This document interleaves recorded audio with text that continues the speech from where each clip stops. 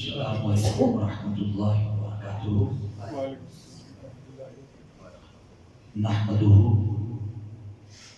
ونصلي ونسلم على سيدنا ومولانا محمد رسوله النبي الأمي الأمين المكين الحنين الكريم الرؤوف الرحيم. أما بعد فأعوذ بالله من الشيطان الرجيم. بسم الله الرحمن الرحيم. إلا تنصروه فقد نصره الله إذ أخرجه الذين كفروا ثاني اثنين إذ هما في الغار إذ يقول لصاحبه لا تحزن إن الله معنا. صدق الله مولانا العظيم.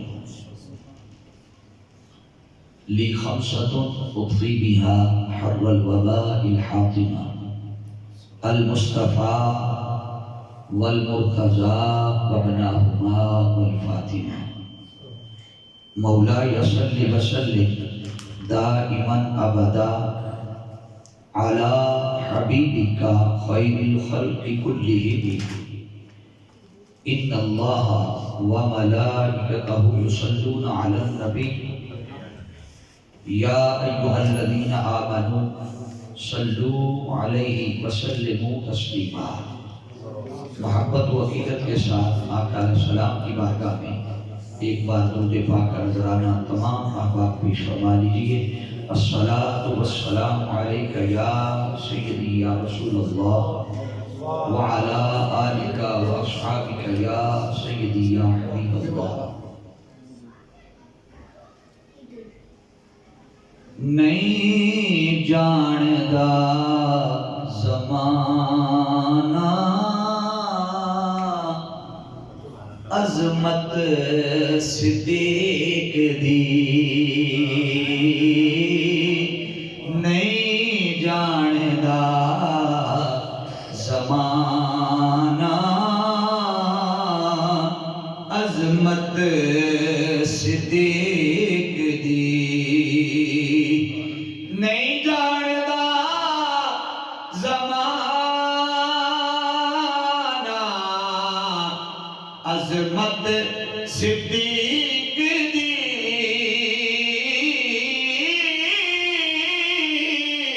نہیں جاندا زمانہ عظمت صدیق دی.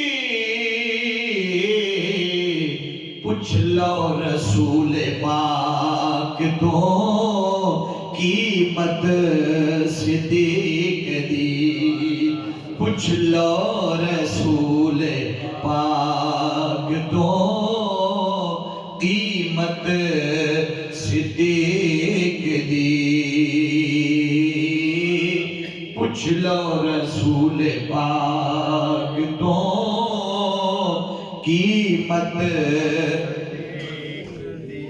اور بڑا خوبصورت شعر ہے. قدسی بھی رشک دوستا کر دیتے ہونگے. قدسی بھی رشک دوستا کر دیتے ہونگے. بچ غار دیو بیکھ کے سنگت صدیق دی. بچ غار دیو بیکھ کے سنگت صدیق دی. مننا ہے جے خدا نو مننا ہے رسول نو. مننا جے تو خدا نو یا مننا رسول نو. مننی پوے گی تینوں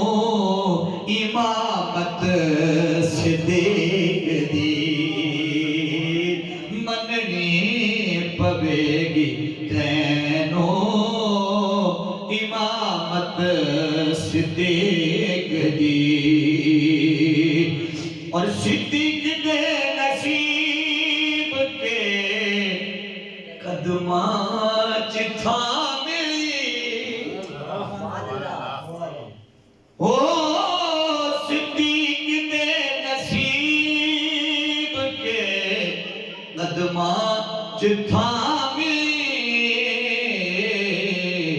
رب نو پسند آئے صداقت صدیق دی رب نو پسند آئے صداقت صدیق دی اور سب کچھ نثار کر دیتا چھٹی سوئی سب کچھ نثار کر دیتا چھٹی سوئی بھی نہیں اسلام نو جدوں پئی ضرورت صدیق دی پوچھ لو رسول پاک تو ایک باری مل کے کہو ذرا پوچھ لو رسول پاک تو قیمت صدیق دی اللہ رب العزت کی حمد و ثنا کے بعد آقا علیہ السلام کی بارگاہ میں ہدیہ محبت و عقیدت کے پھول نچھاور کرنے کے بعد واجب الاحترام معزز و محتشم علماء کرام اور جملہ سامعین و ناظرین اللہ رب العزت کا بے پایہ فضل و احسان ہے کہ جس کی توفیق خاص سے اللہ رب العزت نے ہمیں ایک بار پھر اپنے اور اپنے محبوب کے ذکر کے لیے تحریک منہاج القرآن کے زیر اہتمام ہونے والے اس ماہانہ درس عرفان القرآن کی اس علمی فکری اور روحانی نشست میں جمع ہونے کی توفیق عطا فرمائی۔ اللہ کے حضور دعا ہے مالک کائنات ہمارے ان لمحات کو اپنی بارگاہ میں شرف قبولیت عطا فرمائے۔ حاضرین مکرم، آج چونکہ یہ مہینہ ماہ جمادی الثانی کا ہے، اس مہینے کو جہاں اور بہت ساری نسبتیں ہیں وہاں اس مہینے کو ایک عظیم سعادت اور نسبت حضرت سیدنا صدیق اکبر رضی اللہ تعالیٰ عنہ آپ کی نسبت بھی حاصل ہے۔ اسی مہینے میں آپ کا یوم وصال ہے، تو ہم چونکہ تحریک منہاج القرآن ہمارا خاصہ ہے کہ ہم کسی بھی ہستی کا جب یوم خاص آتا ہے تو ہم ہر کسی کا ذکر کرتے ہیں۔ جب اہل بیت اطہار علیہ السلام کا میں سے کسی کا دن آتا ہے، خواہ مولا کائنات ہو، خواہ سیدہ بی بی پاک فاطمہ الزہرا سلام اللہ علیہا کی ہستی ہو، خواہ ان حسنین کریمین میں سے کوئی ہو، ہم جن جن کا دن آتا جاتا ہے ہم ہر کسی کی شان اور عظمت اور ان کی نسبت اور محبت کی بات کرتے ہیں۔ تو چونکہ جس طرح ہمارا تعلق اور نسبت حضور کی آل کے ساتھ ہے، ادب کا، محبت کا اور حیا کا، اسی طرح کا تعلق آقا جاں صلی اللہ علیہ وسلم کے صحابہ سے بھی ہے۔ تو ضروری ہے کہ سیدنا صدیق اکبر رضی اللہ تعالیٰ عنہ آپ کی زندگی کے ویسے تو بہت سارے گوشے ہیں، مگر آج اس دامن وقت میں ہمارے پاس جتنی وسعت ہے اس میں ہم ممکنہ حد تک آپ کی زندگی کی 2-3 پہلو جو وقت میں رہتے ہوئے آپ احباب کے گوش گزار کر دوں گا۔ یاد رکھ لیں کہ قرآن مجید میں اللہ رب العزت نے کم و بیش 15 آیات ایسی ہیں جو شان سیدنا صدیق اکبر میں اللہ رب العزت نے نازل فرمائی۔ بولیے کتنی؟ 15 آیات۔ اب ایک ایک کو اگر میں پڑھتا جاؤں گا تو اس کے لیے پھر کم و بیش 2-2.5-3 گھنٹے کا طویل خطاب چاہیے، کیونکہ کم وقت ہے، اس میں ایک آیت کے ساتھ جو وقت بچا کچھ دوسرا حصہ شامل کر لیں گے۔ میں نے عنوانی موضوع کے لیے قرآن مجید سورہ توبہ اس کی آیت نمبر 40 کی تلاوت کرنے کا شرف حاصل کیا ہے۔ اللہ رب العزت نے ارشاد فرمایا اِلَّا تَنْصُرُوهُ فَقَدْ نَصَرَهُ اللَّهُ، اللہ فرما رہا ہے اگر تم ان کی یعنی رسول پاک صلی اللہ علیہ وسلم کی جو غلبہ دین کے لیے سٹرگل ہے اور جد و جہد ہے، تو میں اگر تم ان کی اس میں مدد نہیں کرو گے تو کیا ہوا؟ نہ کرو، مدد نہیں کرتے تو نہ کرو، کیا ہوا جو نہیں کرتے؟ اللہ رب العزت نے تو انہیں اس وقت بھی اپنی مدد کے بغیر چھوڑا نہیں تھا اِذْ أَخْرَجَهُ الَّذِينَ كَفَرُوا، جب کفار انہی کے وطن میں سے نکلنے پر مجبور کر رہے تھے، اللہ نے تو تب بھی ان پر اپنی رحمت اور برکت نازل فرمائی تھی۔ حاضرین مکرم، آگے فرمایا ثانی اثنین اذ ہما فی الغار اذ یقول لصاحبہ لا تحزن ان اللہ معنا۔ اب اللہ رب العزت آگے فرما رہا ہے کہ جب کافروں نے انہیں وطن سے نکال دیا تھا، وہ دو ہجرت کرنے والے تھے۔ بولیے کتنی؟ دو ہجرت کرنے والے۔ اور آگے قرآن کیا کہہ رہا ہے کہ وہ دو ہجرت کرنے والوں میں سے دوسرے تھے۔ میں اس کی تفصیل کی طرف بعد میں آتا ہوں۔ جبکہ دونوں یعنی آقا دو جہاں صلی اللہ علیہ وسلم کی ہستی اور سیدنا صدیق اکبر رضی اللہ تعالیٰ عنہ کی ہستی، جب وہ اذ یقول لصاحبہ، کہ جب وہ دو میں سے جو دوسرے تھے وہ اپنے صاحب سے، اپنے صحابی سے فرما رہے تھے لا تحزن ان اللہ معنا، کہ اے ابو بکر غم نہ کر، بے شک اللہ معنا ہمارے ساتھ ہے۔ اب حاضرین مکرم، آپ ذرا توجہ کیجئے کہ اللہ رب العزت نے یہ جو خاص بات اس میں بیان فرمائی ہے کہ اس میں کوئی کسی کا شک بھی نہیں، اختلاف بھی نہیں، کہ وہ جو دو ہجرت کرنے والے تھے نا، متوجہ رہیے گا، وہ جو دو ہجرت کرنے والے تھے ان کا ذکر قرآن کر رہا ہے، اور قرآن کہہ رہا ہے کہ وہ جو دو ہجرت کرنے والے تھے ان میں جو دوسرا تھا وہ اپنے صاحب سے فرما رہا تھا اذ یقول لصاحبہ، کہ اے ابو بکر غم نہ کر، خدا ہمارے ساتھ ہے۔ آپ دیکھیے ذرا کہ اللہ رب العزت ان کے اس سفر ہجرت کو بیان کر رہا ہے۔ بولیے، اس سفر ہجرت کو اللہ قرآن کا حصہ بنا رہا ہے۔ اب دو ہستیاں ہیں قرآن کی شروع سے۔ پہلی بات تو یہ سمجھ لے یہ سورہ توبہ یہ مدنی سورت ہے۔ کیا ہے؟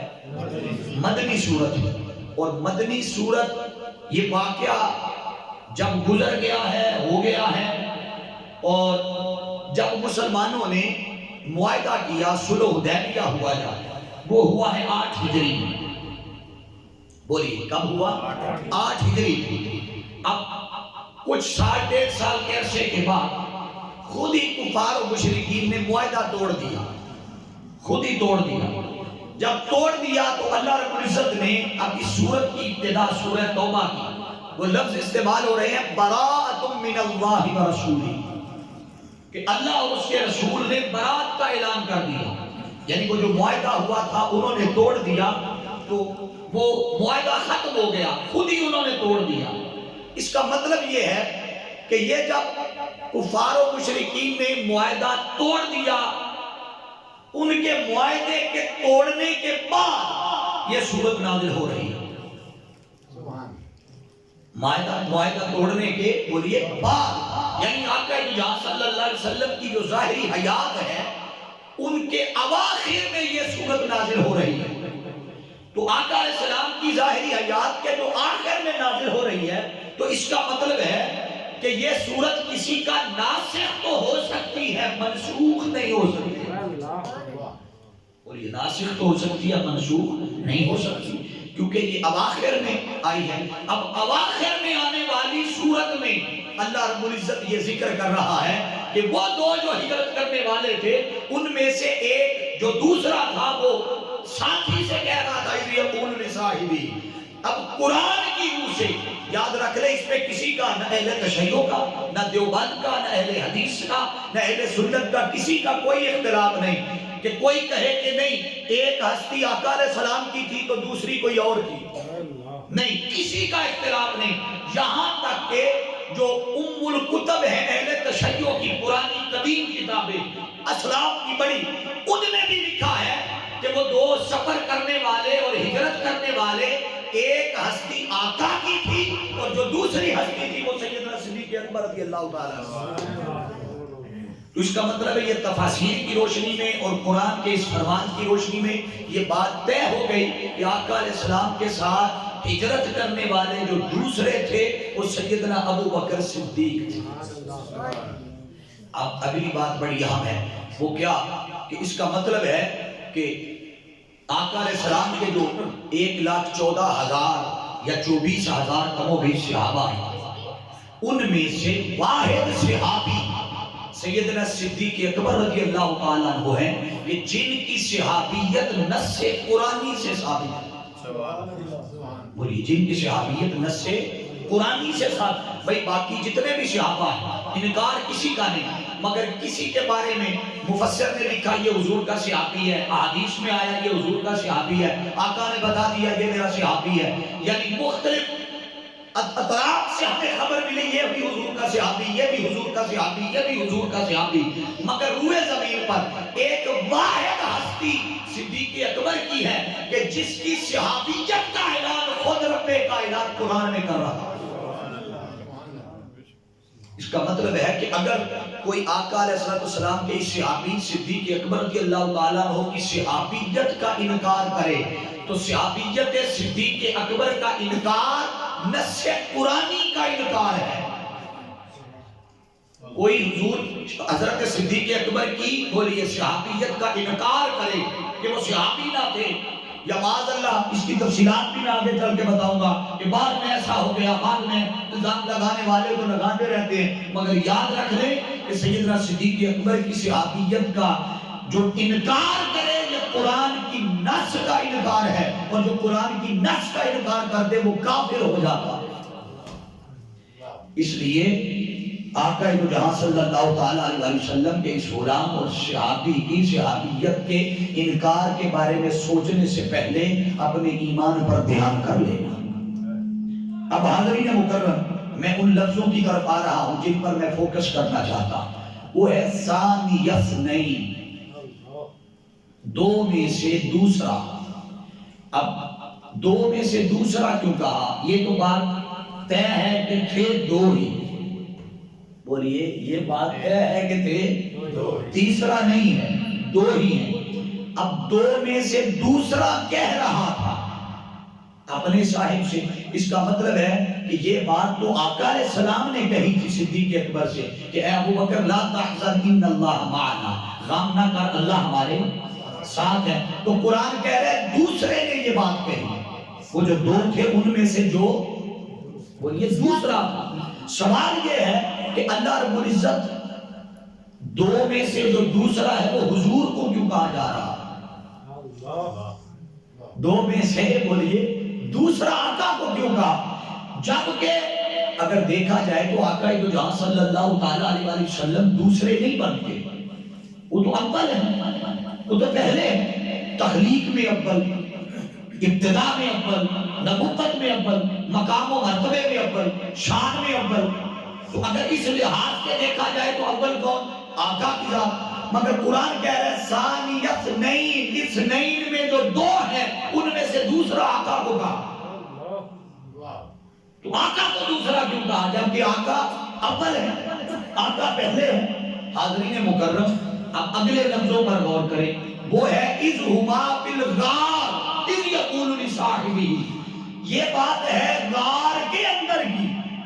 اذ ہما فی الغار، غار کے اندر کی بات ہے کہ جب وہ کہہ رہے تھے گھبرانا ہمارے ساتھ خدا ہے. یہ بات تو ہے غار کے اندر کی. مگر یہ جو فرمایا نا ثانی اثنین، دو میں سے دوسرا، یہاں دوسرا اس لیے کہا کہ چونکہ جب سفر کرتے کرتے جب مکہ سے نکلے تھے اور غار ثور کی طرف جا رہے تھے تو سفر کرتے کرتے رستے میں ایک مقام آیا کہ سیدنا صدیق اکبر رضی اللہ تعالیٰ عنہ کبھی حضور کے آگے چلتے، کبھی پیچھے چلتے، کبھی دائیں چلتے، کبھی بائیں چلتے۔ آقا علیہ السلام نے کہا ابو بکر کیا ہو گیا؟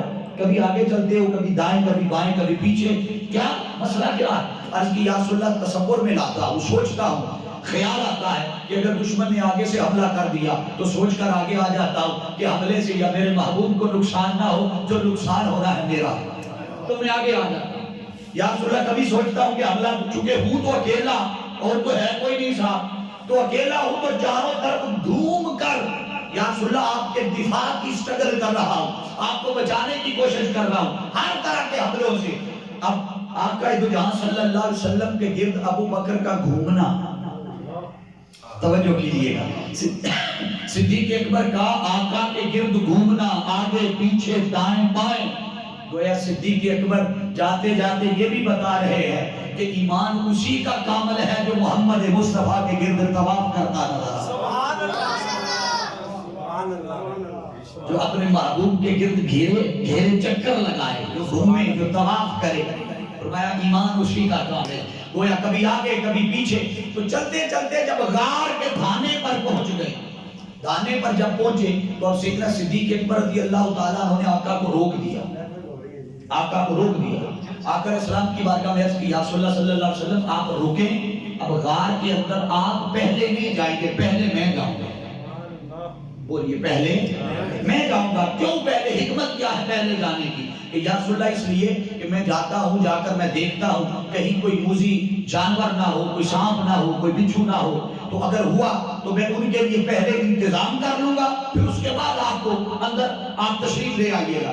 اب سیدنا صدیق اکبر رضی اللہ تعالیٰ عنہ اندر داخل ہو گئے، جا کر اپنے کپڑوں کو پھاڑ دیا، ستر بجا کر باقی جتنا کپڑا تھا پھاڑ کر سارے سوراخ بند کر دیے، یہاں تک کہ کپڑا ختم ہو گیا، ستر کے سوا وہی ڈھانپا رہا، باقی سارے کپڑوں سے سوراخ بند کر دیے۔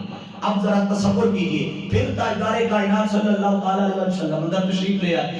اب وہ جو تھا نا اذ ہما بالغار اذ یقول لصاحبہ، یہاں سے آگے کی بات بتا رہی ہے کہ یہ معاملہ غار کے اندر کا ہے، مگر ثانیت نہیں، دو میں سے جو دوسرا کہا تو مقام اور مرتبے میں تو آقا اول ہوئے، بولیے مقام اور مرتبے میں تو آقا اول ہوئے، شان اور عزت اور عظمت میں تو آقا اول ہوئے، وہ تو دوسرے ہو نہیں سکتے تھے۔ تو اگر رب نے اسماعیل کہہ کر دوسرا کہا تو کس لحاظ سے کہا؟ ہاں یہ غار کے دانے کے باہر کی بات ہے۔ قرآن اشارہ کر رہا ہے کہ جب غار کے اندر داخل ہو رہے تھے تو داخل ہونے میں ابو بکر اول، مصطفیٰ دوسرے ہوئے۔ یہ غار کے اندر داخل ہونے یعنی دخول کے وقت کی بات قرآن کر رہا ہے کہ جب داخل ہو رہے تھے تو داخل چونکہ ابو بکر پہلے ہوئے تھے، اور اشارہ اس امر کی طرف تھا کہ ابو بکر تو وفا میں اول، توجہ، ابو بکر تو وفا میں اول، میرے لیے سب کچھ قربان کر کے جان تک لٹانے کے لیے میرے ساتھ چلنے میں اول۔ ابو بکر وفا میں، محبت میں، عطا میں، سخا میں، ہر چیز میں تو اول ہے۔ یہ غار کے باہر کی بات ہو رہی ہے کہ جب داخل ہو رہے تھے تو داخل صدیق اکبر پہلے ہوئے، آقا دو جہاں صلی اللہ علیہ وسلم بعد میں۔ تو اللہ فرما رہا ہے وہ جو دو میں دوسرا تھا، اب غار کے اندر کی بات کرتے ہوئے فرمایا اذ یقول لصاحبہ، جب وہ اپنے صحابی سے فرما رہے تھے لا تحزن ان اللہ معنا، یا ابو بکر غم نہ کر، خدا ہمارے ساتھ ہے۔ اب سوال یہ ہے کہ یہ غم اور پریشانی آقا علیہ السلام کے دل قلب اطہر پر تھی یا ابو بکر کے قلب اطہر پر تھی؟ بولیے ذرا سارے، تاکہ مجھے پتہ چل جائے آپ باہوش و حواس کے ساتھ سن رہے ہیں۔ بھئی یہ جو پریشانی تھی اور غم تھا آقا علیہ السلام کی ہستی کے بارے میں، یہ غم آقا علیہ السلام کو تھا یا ابو بکر صدیق کو تھا؟ بھائی وہ آپ دیکھیں نا، ان کا چلنا دیکھیں، وہ کبھی آگے چلتے ہیں کبھی پیچھے چلتے ہیں، تو اس کا مطلب ہے کہ غم آقا کی ذات کو نہ تھا، صدیق اکبر کو تھا۔ تو صدیق اکبر کو اگر غم تھا تو اس کا مطلب ایک بات یہ بھی طے ہو گئی کہ دو ہستیاں ہیں، دونوں میں سے ایک کو غم ہے۔ بولیے دو میں سے غم ایک کو ہے. اب یاد رکھ لے غم دوسرے کا ہوتا ہے، خوف اپنے لیے ہوتا ہے. بولیے غم دوسرے کا ہے، خوف اپنے لیے ہوتا ہے. میں اس کی مثال سادہ سی دے کر بات سمجھا دیتا ہوں. آپ دیکھیے کسی کی کوئی فوتگی ہو جائے، بندہ فوت ہو جائے، دنیا سے چلا جائے، تو آپ بتائیے اس کے فوت ہو جانے پر خوف کرتے ہیں یا غم کرتے ہیں؟ بولیے. اس کا مطلب ہے دوسرا جب چلا جائے یا دوسرے کے حوالے سے بات آئے تو بندہ غم کرتا ہے، حزن کرتا ہے، ملال کرتا ہے. خوف بولیے نہیں کرتا. خوف جب بھی ہوا ہے ہمیشہ اپنا ہوا. اب غم ہے صدیق اکبر کو آقا کا، تو اب تقاضا کلام یہ تھا کہ غم چونکہ ایک ہستی کا ہے تو کلام یوں ہونا چاہیے تھا. متوجہ رہیے گا کہ آقا علیہ السلام صدیق اکبر کو تسلی دیتے ہوئے فرماتے کہ اے ابو بکر چونکہ تجھے میرا غم ہے. بولیے بات ایک کی ہے نا، ایک کے غم کی. تو آقا علیہ السلام فرماتے ابو بکر تو غم نہ کر، میرے بارے میں تو غم نہ کر، پریشان نہ ہو. ان اللہ بے شک اللہ معیہ میرے ساتھ ہے. بولیے بے شک اللہ میرے ساتھ ہے. مگر قربان جائیں تاجدار کائنات صلی اللہ تعالیٰ علیہ وسلم، آپ نے جب اس خدا کی معیت کی بات آئی، اس کی معیت کی بات آئی، اس کے ساتھ ہونے کی بات آئی، تو آقا دو جہاں صلی اللہ تعالیٰ علیہ وسلم کو یہ گوارا ہی نہ ہوا کہ وہ ابو بکر جو اپنا سب کچھ مجھ پہ نچھاور کر رہا، نثار کر رہا، وہ میری ذات میں، میری اطاعت میں، میری اتباع میں، میری محبت میں، میرے عشق میں اپنی ذات کو مٹا چکا ہے، فنا ہو چکا ہے میری ذات میں، اور فانی پھر رسول ہو چکا ہے. جب خدا کی معیت کی بات آئے، اس کے قرب کی بات آئے، اس کے ساتھ کی بات آئے، تو آقا کو گوارا نہ ہوا کہ خدا کی معیت کی بات آئے تو میں صرف اپنے لیے کہوں کہ خدا میرے ساتھ ہے. فرمایا نہیں ابو بکر جتنی قربانیاں تو دے چکا ہے، اب تیرے لیے ضروری ہے کہ جو معیت مجھ محمد مصطفیٰ کو خدا کی نصیب ہو رہی ہے، اب ان اللہ معیہ نہیں کہوں گا، ان اللہ معنا.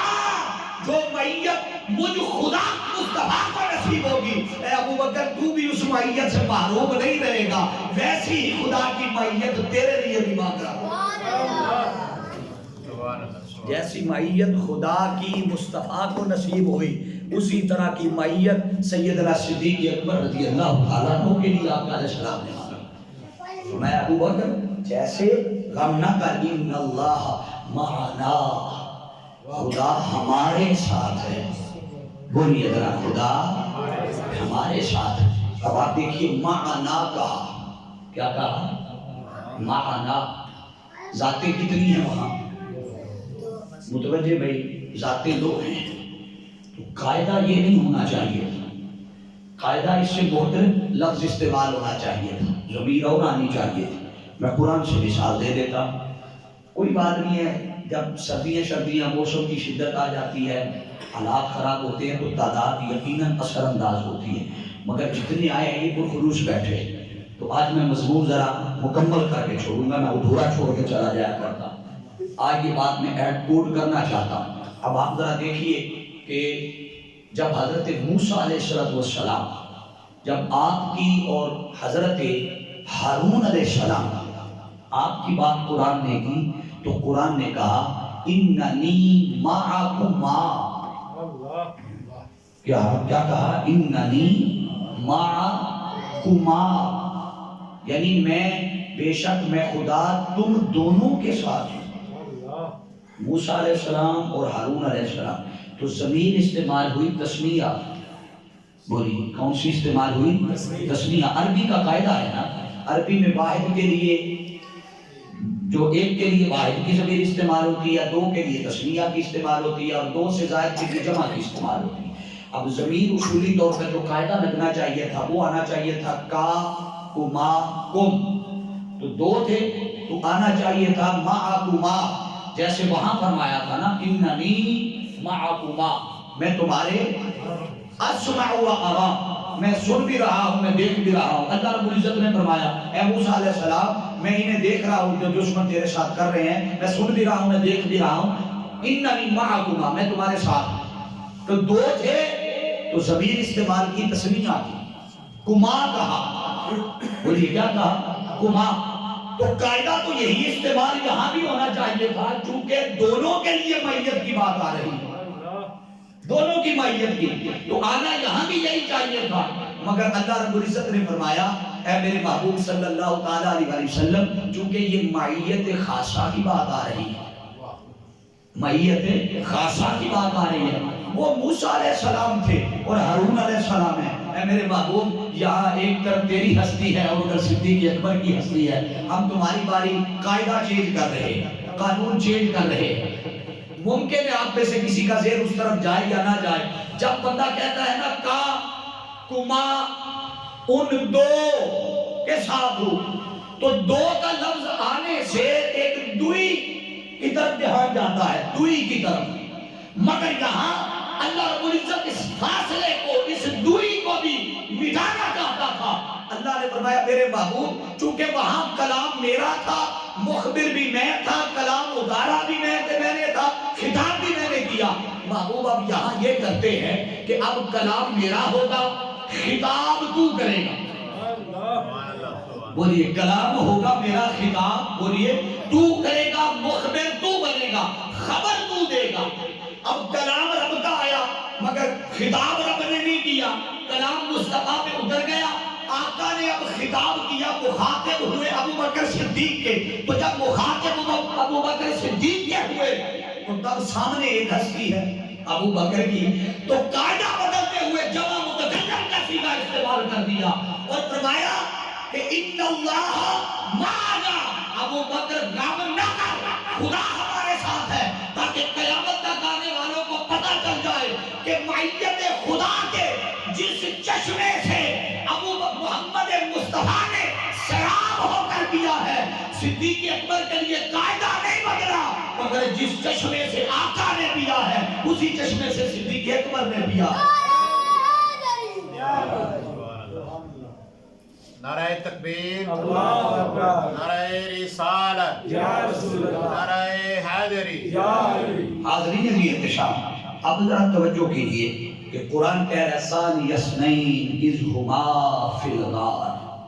اب سوال یہ ہے کہ غار کے اندر کی یہ بات ہو رہی ہے کہ جب وہ غار کے اندر تھے تو فرما رہے تھے غم نہ کر اللہ ہمارے ساتھ، یہ معیت الہیہ کی بات ہو رہی ہے، اور جو معیت خدا مصطفیٰ کے لیے تھی وہی صدیق اکبر کے لیے، آقا کو گوارا ہی نہ تھا کہ جو معیت خدا کی میرے لیے معیت اور ہو اور ابو بکر کی باری آئے تو معیت بدل جائے، فرمایا نہیں، جیسی معیت میرے لیے ویسی معیت الہیہ صدیق اکبر تیرے لیے۔ اب حاضرین عزیز احتشام، اب آپ ذرا سوچئے اس بات کو کہ کیا ضرورت پیش آئی کہ مکہ سے نکلے ہیں آقا علیہ السلام، جب نکلے ہیں تو آپ کے علم میں ہے، میں اس تفصیلات میں نہیں جا رہا، کہ حضور صلی اللہ علیہ وسلم کے گھر کو دشمنوں نے، کفار نے گھیرا ہوا تھا، بولیے حضور کے گھر کو گھیرا ہوا تھا جب حضور علیہ السلام نکلے تھے، چونکہ وہ سازشیں کر رہے تھے اور حضور علیہ السلام کو قتل کرنے کے پلاننگ کرتے ہوئے حضور کے گھر کو گھیر دیا۔ آقا علیہ السلام نے مولا کائنات سیدنا علی شیر خدا کرم اللہ وجہہ الکریم آپ کو اپنے بستر پر لے ڈالا۔ سوچیے اس علی کی شان کا بھی کیا عالم ہوگا کہ جو تاجدار کائنات صلی اللہ علیہ وسلم کے بستر پر ایسے، خبر بھی ہے کہ باہر دشمن لیٹے ہوئے، خبر بھی ہے، وہ بھی فرماتے ہیں زندگی میں ایک ہی رات سکون کی نیند آئی ہے اور وہ رات وہ ہے جس رات مصطفیٰ کے بستر پہ سویا۔ پوچھا آپ کو کیسے یقین تھا، کیسے سکون کی نیند آئی کہ دشمن نے چاروں طرف سے گھیرا ہوا ہے اور آپ سکون کی نیند سوئے ہوئے؟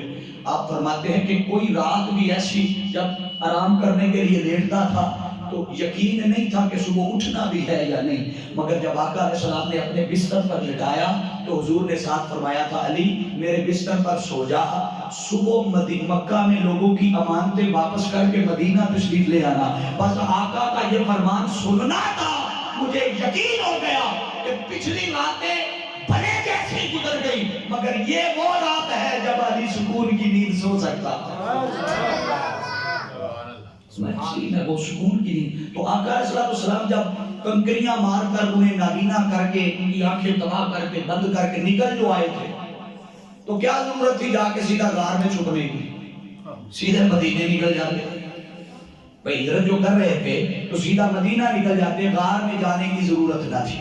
اب توجہ کیجئے گا، اس کے پیچھے اسباب تھے، حکمتیں تھی، وہ کیا کہ در حقیقت تاجدار کائنات صلی اللہ تعالیٰ علیہ وسلم اپنی اس نبوت کی نظر سے دیکھ رہے تھے کہ ظاہری وصال کے بعد جو اسلام پر آزمائشوں نے آنا تھا، حالات نے بدلنا تھا، ضروری تھا اس کے لیے کسی کو تیار کیا جائے۔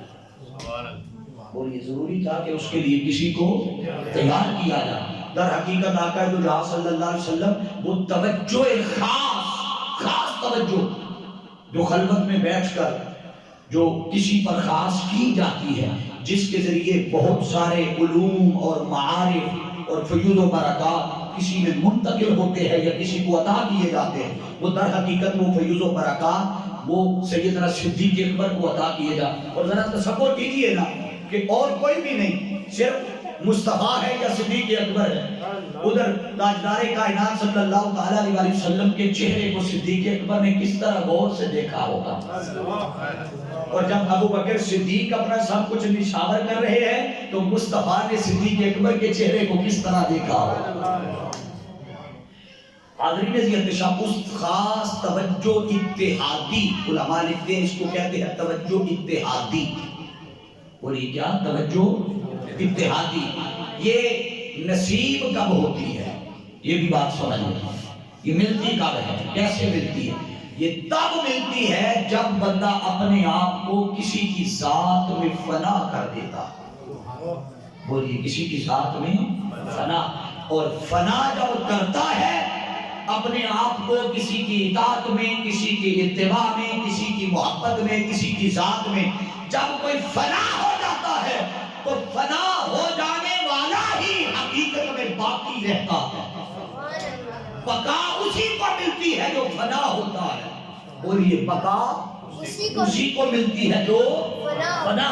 صدیق اکبر محبت اور ادب میں آقا کی ذات میں اتنے فنا ہوئے کہ اب ضروری تھا کہ رب کائنات، چونکہ آقا دو جہاں صلی اللہ تعالیٰ علیہ وسلم نے تو باقی رہنا تھا، وہ تو پہلے سے ہی باقی تھے، اللہ نے باقی رکھنا تھا، مگر قربان جائیں تاجدار کائنات صلی اللہ تعالیٰ علیہ وسلم نے چاہا کہ جیسے میں باقی رہوں، معیت الہیہ کے سبب سے صدیق اکبر میری ذات میں اس قدر فنا ہو چکا ہے کہ اب جیسی بقا مجھے محمد کو نصیب ہوگی اسی طرح کی بقا صدیق اکبر کو نصیب ہوگی۔ اس بقا کے لیے، اور بقا تبھی نصیب ہوتی ہے جب فنا ہوتا ہے کوئی۔ اور میں اس فنا اور بقا کے معاملے پر تھوڑا 2-3 مثالیں کوٹ کرنا چاہتا ہوں۔ جب معیت ملتی ہے تو بندہ فنا ہو جاتا ہے، اور جب فنا ہو جاتا ہے تو بقا ملتی ہے۔ جیسے حضرت مولانا روم کا ایک واقعہ بڑا معروف ہے، چلتے چلتے اینڈ پر میں قرآن کوٹ کروں گا، چونکہ یہ تحریک منہاج القرآن کے پلیٹ فارم سے پروگرام ہو رہا ہے، اور اس دور میں قرآن و حدیث کی روشنی میں ایک تحریک منہاج القرآن ہی ہے کہ جو قرآن کے حقیقی پیغام کو لوگوں تک قرآن کی روشنی میں ہم پہنچا رہے ہیں۔ میں اس پہ مولانا روم کا ایک واقعہ کوٹ کرنا چاہتا ہوں۔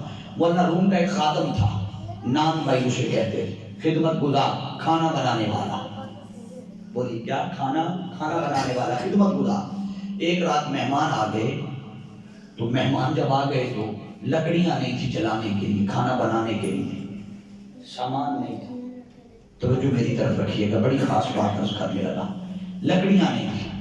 اس نے جب دیکھا کہ لکڑیاں نہیں ہیں اور مہمان ہے، کھانا بھی کھلانا ہے، تو وہ جو مولانا روم کا خادم تھا اس نے اپنے کپڑے اور ٹانگ جلا کر، آپ حیران ہوں گے، اس کی دلیل میں پر دوں گا جا کے، کپڑے اور ٹانگ جلا کر اس نے کھانا پکا کر مہمان کو کھلا دیا۔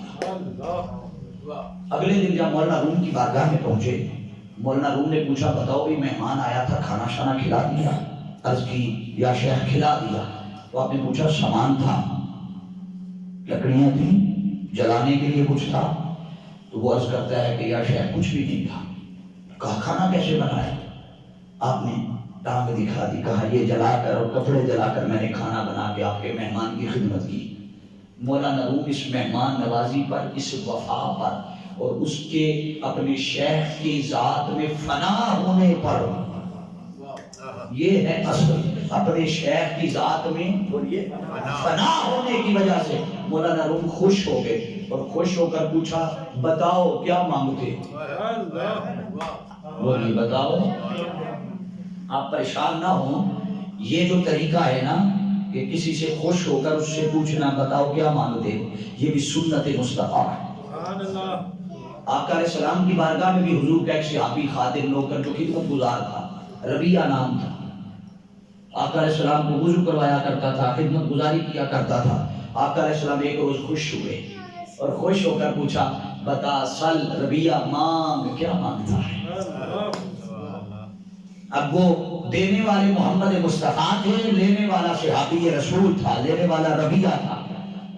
ہم میں سے کوئی ہوتا تو یقیناً دنیا ہی مانگتا، مال ہی مانگتا، کیونکہ ہم مال ہی تو کمانے آئے ہیں دنیا میں، مال ہی تو بنانے آئے ہیں، پیسہ ہی تو بنانے آئے، عزت اور شہرت ہی تو بنانے اور لینے آئے. یہی وجہ ہے کہ آج مسجد ویران ہے، میدان آباد ہے، سڑکیں آباد ہے، بازار آباد ہے، مگر مسجد بولیے صاحب ایمانداری سے بتائیے، بات درست کر رہا ہوں. ہماری نسلوں کو کسی گلی محلے کے بندے نے پکڑ کے مسجد میں لانا ہے، قرآن کے پیغام کو سننے کے لیے کسی چاچے بابے نے لے کے آنا ہے یا باپ نے لے کے آنا، باپ نے لانا. مگر آج ہمیں کوئی خبر نہیں ہے ہماری اولاد کہاں گھوم رہی ہے، کون سی مجلس میں بیٹھ رہی ہے، کہاں نشے کر رہی ہے، کہاں گھوم پھر رہی ہے، کہاں ورک ویلنگ کر رہی ہے، کہاں کیا کر رہی ہے. تب بعد میں پھر ہم سر پہ ہاتھ پٹک کر روتے ہیں کہ او کاش میں وقت پر جا گیا ہوتا. مگر قربان جائیں وہ مانگنے والا صحابی تھا، اسے پتا تھا حضور کی بارگاہ کے ادب کا کہ مانگنا کیا. حضور نے پوچھا بتا دنیا کی کوئی شے لینی ہے؟ کہے تو دنیا عطا کر دوں، کہے تو آخرت میں میرا ساتھ مل جائے گا. حضرت ربیہ عرض کرتے یا رسول اللہ صلی اللہ علیہ وسلم اور کچھ نہیں چاہیے، جیسے یہاں دنیا میں اپنی رفاقت سنگت اور صحبت اور خدمت گزاری سے نوازا ہے، آقا اور کوئی خواہش نہیں. اگر کچھ دینا چاہتے ہیں تو اتنا کرم کر دے جیسے یہاں اپنی رفاقت عطا کی ہے، بروز حشر قیامت والے دن محشر میں بھی اپنی رفاقت عطا فرما. بولی محشر میں بھی اپنی رفاقت عطا فرما.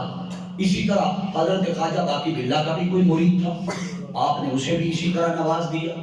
میں توجہ اتحادی کی طرف لا رہا ہوں بات کو. جب شیخ کی مرید پر توجہ ہوتی ہے، بولیے شیخ کی مرید پر توجہ ہوتی ہے تو اس کی توجہ سے، شیخ کی توجہ سے مرید کا مقدر بدل جاتا ہے. اور یہ صرف ایسا ہی نہیں کہ بس ایک ظاہری فیض کوئی نظر آتا ہے، نہیں، بعض دفعہ اگر روحانیت اعلیٰ مقام پر ہو تو اس کے اثرات ایسے ہوتے ہیں کہ چہرے کے خط و خال بھی بدل جاتے ہیں. یہ بات ذہن نشین کر لیں، بولیے چہرے کے خط و خال بھی بدل جاتے ہیں. جنید بغدادی وہ بغداد کی گلیوں میں مجلس لگایا کرتے تھے، حلقہ بنا کر یوں حلقہ بنا کر بیٹھا کرتے تھے اور لوگ بیٹھ کر ان کی مجلس میں بیٹھتے سنتے. تو ایک کتے نے دیکھا دور سے، کتے نے دیکھا شیخ جنید بغدادی یوں مجلس لگا کر بیٹھے، کتا بھی پاس آ کر بیٹھ جاتا. جنید بغدادی جہاں بیٹھتے کتا تھوڑے فاصلے پر آ کر بیٹھ جاتا، بس خاموشی سے بیٹھا رہتا. ایک روز حضرت جنید بغدادی کی اس کتے پر نظر پڑ گئی، بس وہ نظر پڑنے کی دیر تھی، شیخ کی توجہ مل گئی. اب اس توجہ کا ملنا تھا کہ وہ کتا جہاں بیٹھتا 20-25 کتے اس کے گرد حلقہ بنا کر بیٹھتا. سبحان اللہ. کیا تھا توجہ تھی. کوئی کہے کہ ایسے ہی شاید حکایت سنا دی ہے، قصہ کہانی. اب میں بطور دلیل قرآن کی طرف آ رہا. میں نے کہا تھا نا یہ منہاج القرآن کا سٹیج ہے، منہاج القرآن سے آپ کو قرآن سننے کو ملے. قرآن مجید اٹھائیے، سورہ کہف، اللہ نے اس میں اصحاب کہف کے ولیوں کا ذکر کیا. وہ 309 سال غار میں پڑے رہے. بولیے کتنا؟ 300. کوئی نکاح نہیں کر سکتا. 309 سال. وہ بنی اسرائیل کے ولی تھے، بنی اسرائیل کے. وہ غار میں پڑے رہے، وہ اندر پڑے رہے. ان کے ساتھ نسبت رکھنے والا، عقیدت رکھنے والا، محبت رکھنے والا کتا باہر بیٹھا رہا. انہیں وہ اندر 6 ماہ بعد رب ان کی کروٹیں بدل دیتا، اندر اولیاء کی رب کروٹیں بدلتا، باہر کتے کی بھی کروٹ بدل دیتا. وہ کیا تھا؟ شہر کی پیر کی توجہ تھی، نظر تھی، اور یہ کیا تھا؟ توجہ تھی اور نظر تھی۔ تو اس کا مطلب ہے کہ کسی کی توجہ مل جائے تو انسان کے مقدر سمجھ جاتا۔ اب یہ 3-4 مثالوں کے بعد اب آ جائیے غار ثور میں، اب غار ثور میں آ جائیے۔ وہاں تو اصحاب کہف کے ولی تھے، اور ادھر محمد مصطفیٰ صلی اللہ علیہ وسلم کے ولیوں کا تذکرہ ہو رہا ہے، کہیں جنید بغدادی کا، کہیں سیدی سختی کا، کہیں حضرت جنید بغدادی کا، کہیں شیخ سعدی کا، کہیں چلتے چلتے حضور کے زمانے کے اولیاء کے بھی اوصاف و کمالات اور توجہات اور تصرفات ہیں۔ ذرا سوچئے اگر حضور کے امتی اور آقا علیہ السلام کی امت کے اولیاء کی یہ شان ہے، خود محمد مصطفیٰ کی توجہات کا عالم کیا ہو۔ وہ 3 دن اور 3 راتیں تاجدار کائنات صلی اللہ علیہ وسلم نے جو صدیق اکبر کو اپنی توجہات عطا فرمائی، وہ ایسی توجہات تھی کہ جب ہم مدینہ پاک میں پہنچے آقا علیہ السلام تو 12 ربیع الاول کا دن تھا۔ آپ توجہ کیجئے گا سارے، کون سا دن تھا؟ 12 ربیع الاول، دن پیر کا تھا۔ 12 ربیع الاول دن پیر، حضور کی ولادت 12 ربیع الاول دن، بولتے جائیے، حضور کا یوم وصال 12 ربیع الاول دن پیر، ہجرت کا دن بھی پیر 12 ربیع الاول، ولادت کا دن بھی پیر 12 ربیع الاول، اور ہجرت کا موقع، ولادت کا موقع، وصال کا موقع، تینوں تاریخیں اللہ نے یکجا کر دی۔ حضور سیدی شیخ الاسلام ڈاکٹر محمد طاہر القادری مدثر اللہ علیہ آپ فرماتے ہیں کہ میں تفاسیر پڑھتا رہا، کھنگالتا رہا بڑی، کہ مجھے کہیں سے پتہ چل جائے کہ پیچھے کیا حکمت تھی تینوں تاریخوں کو اکٹھا کر دیا۔ جدا جدا بھی ہو سکتی تھی نا، ہجرت کی جدا کر دیتا، یوم وصال کی جدا کر دیتا، ولادت کی کوئی اور کر دیتا، اکٹھی تینوں متحد کیوں کر دی؟ آپ فرماتے ہیں میں سوچ سوچ کر اس نتیجے پر پہنچا کہ سبب یہ تھا، اب توجہ کیجئے گا، سبب یہ تھا، حکمت یہ تھی کہ جب آقا پیدا ہوئے تھے اس وقت کسی کو کیا خبر تھی کہ یہ اللہ کا رسول اور نبی ہے؟ اس وقت کسی کو خبر نہ تھی۔ اس وقت تو آمنہ کی گود میں آئے تھے، اس وقت تو وہ عبداللہ کا یتیم تھا، حضرت عبد المطلب کا پوتا تھا۔ اس وقت تو صرف اس نام سے جانتے تھے کہ عبداللہ کے بیٹا پیدا ہوا ہے، آمنہ کی گود ہری بھری ہو گئی ہے۔ اس وقت تو یہی تھا، کسی کو کوئی پتہ نہیں تھا یہ نبیوں کا سردار بنے گا۔ اب چونکہ جب پتہ نہیں تھا تو جشن بھی نہیں ہوا، بولیے پتہ نہیں تھا تو جشن بھی نہیں ہوا۔ رب چاہتا تھا کہ کسی طریقے یہ جشن قائم ہو۔ اللہ رب العزت نے وہ قدوم مدینہ کے لوگ وہاں جب آقا ہجرت لے کر تشریف لے گئے تو ان لوگوں کا کلچر تھا، وہ دف بجاتے تھے، چراغاں کرتے تھے، جشن مناتے تھے۔ رب کائنات نے حضور کے ہجرت کے دن کو 12 ربیع الاول رکھتے ہوئے قدوم مدینہ کے ساتھ متصل کر کے یہ بتا دیا کہ کوئی مصطفیٰ کے میلاد کا جشن منانا چاہے تو میلاد کا جشن منا لے، کوئی قدوم مدینہ کا دن سمجھ کے جشن منانا چاہے منا لے، دونوں کے طریقوں پر جشن کرنا جائز ہے۔ آقا صلی اللہ علیہ وسلم مدینہ طیبہ میں داخل ہو گئے۔ اب آپ ذرا دیکھیے نا کہ تاجدار کائنات صلی اللہ علیہ وسلم جن حالات سے گزر کر گئے، اب جو کچھ سیدنا صدیق اکبر رضی اللہ تعالیٰ عنہ نے اسلام کے لیے وفاداری نبھائی، حتیٰ کہ یہاں ایک خاص واقعہ اور میں کوٹ کرنا چاہتا ہوں، بڑا اہم ہے۔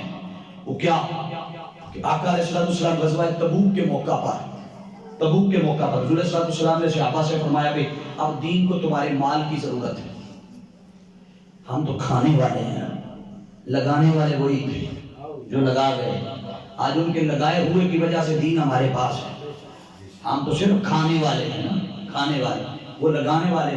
آقا علیہ السلام نے جب فرمایا کہ دین کو تمہارے مال کی ضرورت ہے تو سیدنا صدیق اکبر رضی اللہ تعالیٰ عنہ، سیدنا عمر فاروق ہر صحابی اپنے حسب استطاعت آقا علیہ السلام کی بارگاہ میں لے کر آتا ہے۔ سیدنا عمر فاروق رضی اللہ تعالیٰ عنہ کے بارے میں روایات میں آتا ہے، بھی توجہ میری طرف، روایات میں آتا ہے کہ گھر گئے اور آدھا مال، اپنا سارا آدھا مال اٹھایا اور اٹھا کر حضور کے قدموں پہ لا کے رکھ دیا۔ آقا نے پوچھا عمر گھر والوں کے لیے کیا چھوڑا ہے؟ عرض کی یا رسول اللہ صلی اللہ علیہ وسلم آدھا دین کو دے دیا ہے، آپ کی بارگاہ میں دے دیا ہے، آدھا گھر والوں کے لیے چھوڑا ہے۔ یہ بھی کوئی چھوٹی قربانی نہیں ہے. کون آدھا مال دیتا ہے؟ یا تو 10 روپے دیتے ہوئے ہچکی لگ جاتی ہے، وہاں آدھا مال دے دیا. اس کے بعد صدیق اکبر رضی اللہ تعالیٰ عنہ آئے، اپنے گھر کا سارا مال اٹھا کر لے آئے، سارا مال. وہی سوال جو آقا علیہ السلام نے عمر فاروق سے پوچھا تھا وہی صدیق اکبر سے پوچھا، اور پوچھا ابو بکر بتا گھر والوں کے لیے کیا چھوڑ کے آیا؟ قربان جائے سیدنا صدیق اکبر آپ کے جواب پر اور آپ کے جواب میں عقیدے کی بات ہے. آپ نے جواب میں عرض کی یا رسول اللہ گھر والوں کے لیے اللہ اور اس کا رسول چھوڑ آیا. بولیے گھر والوں کے لیے اللہ اور اس کا. بھائی اللہ کے چھوڑ کے آنے کی تو سمجھ آتی ہے کہ اللہ چھوڑ آیا ہے پیچھے گھر میں، رسول تو سامنے کھڑے تھے. تو جو ہے نا بھائی رسول کہاں تھے؟ صدیق اکبر کے سامنے نہیں تھے، مگر حضور کے سامنے کھڑے ہو کے عرض کر رہے ہیں کہ اپنے گھر میں بھی اللہ اور اس کا رسول چھوڑ آیا. یہ عقیدہ ابو بکر صدیق کا تھا کہ اگر رسول میرے سامنے ہے تو میرے گھر میں بھی میرا رسول ہے. بولیے یہاں سامنے ہے تو میرے گھر میں بھی میرا رسول ہے. یہ عقیدہ صدیق اکبر کا ہے کہ یہاں بھی رسول ہے وہاں بھی رسول ہے، پاکستان میں بھی رسول موجود ہے، ہندوستان میں بھی رسول موجود ہے، اور جہاں جہاں مصطفیٰ کا امتی ہے شام سے لے کر غرب تک کائنات کا کوئی کونا ایسا نہیں جہاں تک محمد مصطفیٰ کا تصرف نہ ہو. حاضرین یہ احتشام سب کچھ لٹا دیا. دیکھیے انہی قربانیوں کی وجہ تھی کہ 3 دن اور 3 راتیں آقا علیہ السلام نے اپنی صحبت سے نوازا، اپنی سنگت اور معیت سے نوازا. اور میں بات ختم کرتے ہوئے اختتام کی طرف بخاری کی حدیث اینڈ پہ کوٹ کر رہا ہوں. بخاری کی حدیث آقا دو جہاں صلی اللہ تعالیٰ علیہ وسلم کی حدیث پاک ہے، متفق علیہ حدیث ہے بخاری و مسلم کی، اور حدیث کا نمبر ہے 3694، 3694 نمبر حدیث. حدیث کے لفظ ہے، میں بس 2 لفظ لینا چاہتا ہوں. قرآن حدیث پاک میں آتا ہے فقام ابو بکر للناس. جب مدینہ پہنچے، مدینہ استقبال ہو گیا، سب کچھ ہو گیا، اب لوگ ملاقات کے لیے آ رہے تھے آقا علیہ السلام سے. تو سیدنا صدیق اکبر رضی اللہ تعالیٰ عنہ آقا علیہ السلام کے ساتھ تھے. تو آقا دو جہاں صلی اللہ علیہ وسلم تشریف فرما تھے، اور سیدنا ابو بکر فقام ابو بکر للناس، صدیق اکبر لوگوں کے لیے کھڑے ہو. بولی لوگوں کے لیے کھڑے ہونے کا کیا مطلب ہے؟ کیوں کھڑے ہو گئے؟ کیا مقصد تھا؟ کیا سبب تھا؟ آئیے سبب بتا دیتا. میرے شیخ حضور شیخ الاسلام ڈاکٹر محمد طاہر القادری مقدس اللہ علیہ آپ فرماتے ہیں کہ وہ جو 3 دن اور 3 راتیں غار ثور میں آقا کی صحبت میں رہے، آقا نے توجہات جو عطا کی تو ان توجہات سے صرف اندر کے احوال نہ بدلے بلکہ صدیق اکبر کے ظاہری چہرے کے احوال بھی بدل گئے، اثرات بدل گئے. گویا عکس نظر آنے لگ گیا. جو لوگ آتے ان میں سے کئی لوگ تھے جنہوں نے آقا علیہ السلام کو اس سے پہلے دیکھا نہیں تھا. وہ صدیق اکبر رضی اللہ تعالیٰ عنہ کو دیکھتے تو چہرے کی رنگت، چہرے کی طبیعت، چہرے کی نورانیت، عکس خد و خال، چمک دمک، نورانیت، وہ دیکھ کر سمجھ لیتے کہ شاید یہ محمد ہے. صدیق اکبر کھڑے ہو گئے، اور کھڑے اس لیے ہوئے تاکہ آنے والوں کو بتا سکوں کہ مجھے محمد نہ سمجھنا، ہاتھوں سے اشارہ کرتے کہتے یہ محمد ہے، یہ محمد ہے. اشارہ کر کے بتاتے جاتے کہ یہ آقا ہے. میں تو خادم ہوں، میں تو نوکر ہوں، میں تو غلام ہوں. حاضرین یہ احتشام توجہ کیجئے گا. پھر بھی کئی لوگ صدیق اکبر کے ساتھ مصافحہ کرتے، آ کے ملتے، اور انداز یہ ہوتا کہ گویا لگ رہا ہو جیسے انہیں تاجدار کائنات صلی اللہ علیہ وسلم تصور کیا جائے. صدیق اکبر رضی اللہ تعالیٰ عنہ نے ایک پرنا لیا، چادر لے کر آقا دو جہاں صلی اللہ تعالیٰ علیہ وسلم پر تان کر گویا سایہ کر رکھا تھا. بولیے کیا کر رکھا تھا؟ سایہ. ہمیں تو یہی لگے گا سایہ کیا تھا، مگر حضرت حلیمہ سعدیہ رضی اللہ تعالیٰ عنہ آپ بیان فرماتی ہے کہ حضور 4 سال کے تھے نا، 4 سال کے، تو وہ واپس لے آئی مکہ میں آقا علیہ السلام کی والدہ کے پاس واپس لے آئی اور لا کر کہا کہ میں نے جو حالات دیکھے ہیں نا، آقا علیہ السلام کے کمالات دیکھے ہیں کہ حضور جدھر جدھر جاتے ہیں بادل کے ٹکڑے حضور پہ سایہ کرتے ہیں. یہ 4 سال کی عمر کا واقعہ ہے. تو اس کا مطلب ہے کہ آقا دو جہاں صلی اللہ تعالیٰ علیہ وسلم پر تو بادل سایہ کرتے تھے، تو صدیق اکبر کو کیا ضرورت پیش آئی اوپر پڑھنا کرنے کی؟ سایہ کرنے کے لیے نہیں کیا تھا، وہ در حقیقت بتانا یہ چاہ رہے تھے کہ جو کھڑا ہو کر غلاموں کی طرح اپنے آقا پر سایہ کرے، یہ اس طرح اشارہ تھا کہ مجھے محمد نہ سمجھتے رہنا، محمد اصل میں یہ بیٹھے۔ مگر تاجدار کائنات صلی اللہ تعالیٰ علیہ وسلم کی توجہات نے وہ سب کچھ صدیق اکبر کو عطا کر دیا۔ اور یہ سب ملا کیسے؟ یہ سب ملا جو صدیق اکبر حضور کی ذات میں فنا ہوئے۔ بولی حضور کی ذات میں اونچا بولی، فنا ہوئے تو بقا ملی۔ بولیے سارے، کیا فنا ہوئے تو بقا ملی۔ حاضرین یہ احتشام، جو جس نے باقی رہنا ہے، جو بقا چاہتا ہے، بقا تب تک نصیب نہیں ہوتی جب تک بندہ فنا نہ ہو۔ اور حضرت خواجہ باقی باللہ سے کسی نے پوچھا یہ فنا کیا ہے، بقا کیا ہے؟ جاگ رہے ہیں نا سارے، تھکے دے رہے ہیں۔ آپ کے لیے لنگر بڑا اچھا قاری صاحب بناتے ہیں، اور ہم سچی بات ہے، میں کھانے کھاتا ہوں جہاں بھی محفل پروگراموں پہ دروس پہ جاتا ہوں، مگر یہ واحد ایسے شہزادے ہیں میرے کہ ان کے پاس میں آؤں، ان کا لنگر اتنا مزیدار ہوتا ہے، میں ان سے کھانا نہیں کھاتا، میں کہتا ہوں آپ کا میں لنگر کھاؤں۔ لاہور کا سفر کر کے آتا ہوں، مگر ان کے پاس آ کے میں وہی جو لنگر آپ کھاتے ہیں میں وہی کھاتا ہوں۔ اللہ کے گھر میں بیٹھے ہوں، سچ بات بتا رہا ہوں، اوپر ابھی بھی پڑا ہوگا تو میں لنگر کھاتا ہوں، اس لنگر میں برکتیں، اس لنگر میں یہ ان کا خلوص ہے، ان کی محبتیں ہیں اس میں۔ حاضرین مکرم، بندے کو بقا تب ملتی ہے جب بندہ پہلے، اور یہ نشارے کیا ہو، فنا ہو۔ اور فنا اور بقا ہے کیا؟ خواجہ باقی باللہ سے کسی نے پوچھا تھا، مرید نے پوچھا کہ شیخ مجھے بتائیں یہ فنا کیا ہے، بقا کیا؟ آپ نے فرمایا کہ جب میں فوت ہو جاؤں گا نا تو جو میرا جنازہ پڑھانے آئے گا یہ سوال اس سے کرنا۔ نصیحت کر کے ساتھ نصیحت کر دی کہ جو جنازہ پڑھانے آئے، شرط یہ ہے جنازہ پڑھانے والے کے لیے کہ میرا جنازہ وہ پڑھائے جس نے زندگی میں کبھی تہجد کی نماز قضا نہ کی۔ زندگی میں کبھی تہجد کی نماز قضا نہ کی ہو۔ چلیں گے نصیحت کر کے، خواجہ باقی باللہ کا وصال ہو گیا، میت لا کر رکھی گئی، صفے بن گئی، بڑے بڑے پگڑیوں والے پیر اولیاء، بڑے بڑے شیخ شیوخ علماء طلباء، جمع غفیر تھا جنازے میں۔ وہ مرید نے نصیحت کے مطابق اعلان کیا ہے، شیخ صاحب کا فرمان تھا کہ میرا جنازہ وہ پڑھائے جس نے زندگی میں کبھی تہجد کی نماز قضا نہ کی۔ بڑے بڑے پگڑیوں والے جبوں کپوں والے کھڑے رہے صفوں میں، آگے کوئی نہیں آیا۔ جب دیکھا دائیں بائیں کوئی نہیں آیا، آخر کار ایک نقاب پوش آیا، چہرہ ڈھانپے ہوئے، آ کر حضرت خواجہ باقی باللہ کا جنازہ پڑھا دیا۔ جب جنازہ پڑھایا، پڑھا کر جانے لگے تو مرید تو انتظار میں تھا کہ شیخ نے کہا تھا جو جنازہ پڑھائے گا اس سے پوچھنا۔ پکڑ لیا اور پکڑ کر کہا شیخ، میرے شیخ نے کہا تھا کہ یہ سوال ان سے کرنا جو جنازہ پڑھائے، بتائیے بقا کیا ہے، فنا کیا ہے؟ حضرت اس بزرگ نے جنازہ پڑھانے والے نے چہرے سے نقاب پلٹا، جب نقاب پلٹا مرید حیران رہ گیا کہ جنازہ پڑھانے والا کوئی اور نہ تھا، خود حضرت خواجہ باقی باللہ تھے۔ حیران ہوا، پوچھا حضرت یہ کیا ہے؟ انہوں نے کہا تیرا سوال ہے نا فنا کیا ہے بقا کیا، بس وہ جو چار پہ پڑی ہے وہ فنا ہے، اور یہ جو جنازہ پڑھا کے جا رہا ہے یہ بقا۔ لوگوں کی بقا ایسے نہیں ملتی، باقی رہنا ہے تو باقی رہنے کے لیے پہلے فانی بننا پڑے گا۔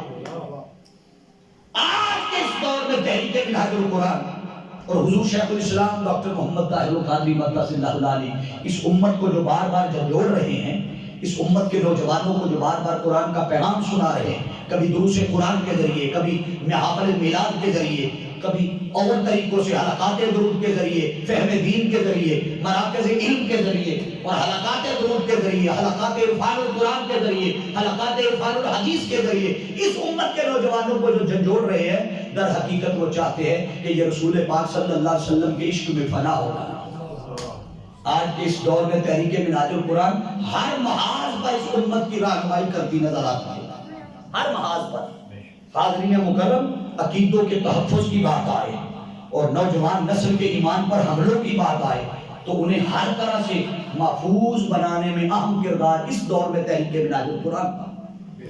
حاضرین مکرم، پھر فتنہ انکار حدیث، یہ بھی ایک بہت بڑا فتنہ.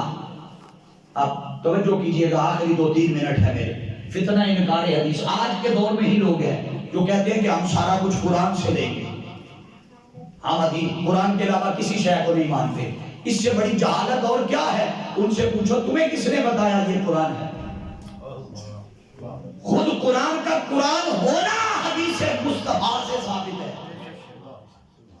تو جب فتنہ انکار حدیث کی بات آتی ہے تو حضور شیخ الاسلام ڈاکٹر محمد طاہر القادری نے کم و بیش 200 سے زائد کتابیں حدیث کے موضوع پر لکھ کر اس امت کو تحفہ دے دیا تاکہ یہ امت کے عقیدے بچ جائے، امت گمراہی کی طرف نہ جائے. حاضرین یہ احتشام، ابھی حال ہی میں آپ کے شاید کئیوں کو علم ہوگا، حال ہی میں 15 دسمبر کو لاہور میں پاکستان کی تاریخ کا سب سے بڑا ختم صحیح البخاری کا اجتماع ہوا، جس میں 20,000 سے زائد علماء، شیوخ، مدرسین، محققین، محدثین، کئی علماء اور طلباء اور طالبات جنہوں نے شرکت کی.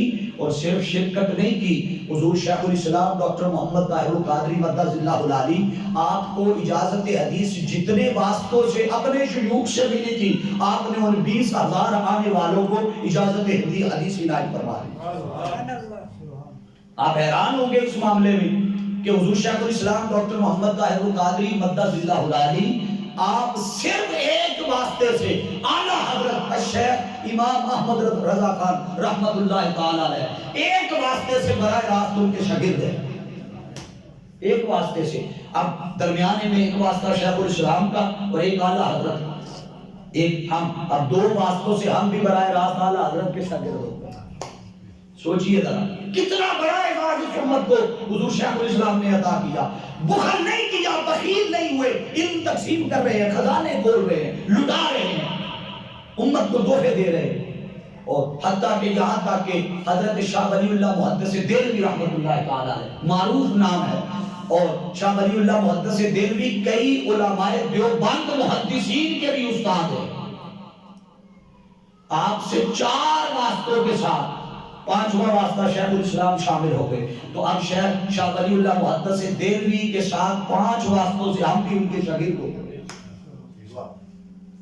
آپ نے کم و بیش کئی ہے. اور ایک آخری خاص بات اس حدیث کے موقع پر، اور بھی بہت سارے واسطے تھے، میں گنوانا چاہتا تھا سارے، مگر میں نہیں چاہتا کہ آپ کو سارے بھول جائیں.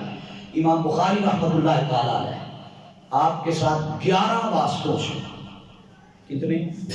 11 واسطوں کے ساتھ حضور شیخ الاسلام ڈاکٹر محمد طاہر القادری نے اپنے وہ جو شامل ہونے والے طلباء تھے انہیں ان کے ساتھ پھر 12 واسطوں سے امام بخاری کے ساتھ اجازت سند کی عطا کر دی، حدیث کی سند اور اجازت عطا کر دی. اور وہ واسطہ چلتے چلتے 16 واسطوں، حضور شیخ الاسلام کے ساتھ 15 واسطوں سے اور ہمارے ساتھ 16 واسطوں کے ساتھ براہ راست تاجدار کائنات صلی اللہ علیہ وسلم کی بارگاہ سے جوڑ دیا. اور کیا کچھ شیخ الاسلام سے لینا. یہ تو صرف ایک پہلو میں نے آپ کا بیان کیا ہے. یہی وجہ ہے کہ یہ تو ایک علمی جہت ہے نا، آپ نے اس مخلوق خدا کی خدمت کی جہت کو بھی چھوڑ دیا. ابھی آپ میں سے کئیوں کے علم میں نہیں ہوگا کہ پاکستان بھر میں، واکنڈ میں، حسن ابدال میں، راول پنڈی میں، گجر خان میں، ناروال میں، لاہور میں، گجرانوالہ میں، اور ادھر چلے جائیں تو ملتان میں، راجن پور میں، کراچی میں، جدا جدا سیالکوٹ میں، میرپور میں، آزاد کشمیر میں، ان سارے شہروں میں منہاج ویلفیئر فاؤنڈیشن کے زیر اہتمام اجتماعی شادیاں ہوتی ہیں. آپ میں سے کئیوں کو علم نہیں ہوگا، اجتماعی شادیاں، غریب، نادار، مستحق، یتیم، بے کس، بے سہارا بچیوں کی شادیاں کروائی جاتی ہیں، اخراجات پورے کے پورے برداشت کیے جاتے ہیں. اتنا ایک امیر بندہ جہیز نہیں دیتا جتنا منہاج القرآن منہاج ویلفیئر فاؤنڈیشن کہتا ہے اس بچی کو جہیز دیا جاتا ہے. ابھی حال ہی میں کم از کم 5 لاکھ روپے کا جہیز ایک بیٹی کو دیا جا رہا. ابھی 25 دسمبر کو 25 جنوری کو انشاءاللہ تعالی یہاں آپ کے راول پنڈی میں منہاج ویلفیئر فاؤنڈیشن کے تحت اجتماعی شادیوں کی تقریب ہو رہی ہے. یہ بھی نوٹ کر لیں.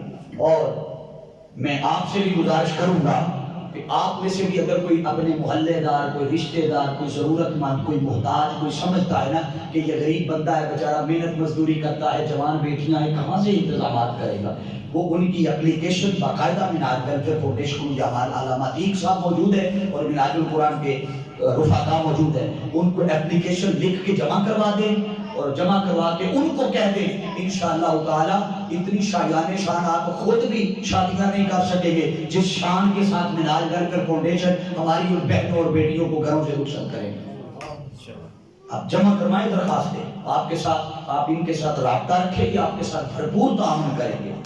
حاضرین عزیز احتشام، یہ منہاج القرآن پر اللہ کا کرم نہیں ہے تو اور کیا ہے کہ تعلیم ایجوکیشن کی بات آتی ہے تو منہاج القرآن ایجوکیشن دے رہا ہے، مدارس کی بات آتی ہے تو منہاج القرآن دین کا علم پڑھاتا نظر آتا ہے، ویلفیئر کی بات آتی ہے تو مخلوق خدا کی خدمت کرتا نظر آتا ہے۔ وہاں سیلاب زدگان آج کے دن تک، وہاں جن کے گھر سیلاب زدگان کے جن کے گھر پانی میں بہہ گئے تھے، انہیں گھر بنا کر سب انتظامات کر کے چابیاں ان کے ہاتھوں میں پکڑائی گئی، مکمل گھر بنا کر۔